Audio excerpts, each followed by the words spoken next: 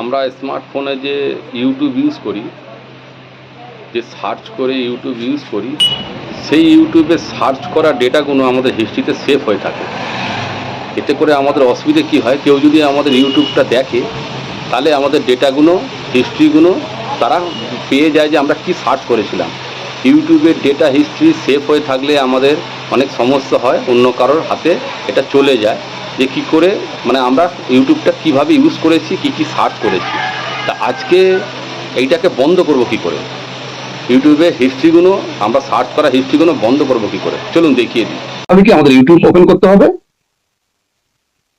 আমাদের প্রোফাইল আইকনে টাচ করবেন, এখানে স্ক্রল ডাউন করে দেখুন টার্ন অফ ইনকগনিটো, এটাতে ওকে করে দেবেন।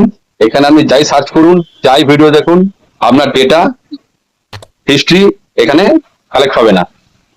এই হচ্ছে ইউটিউবে সার্চ করার পদ্ধতি। ভালো লাগলে বন্ধুদেরকে শেয়ার করুন। বাই।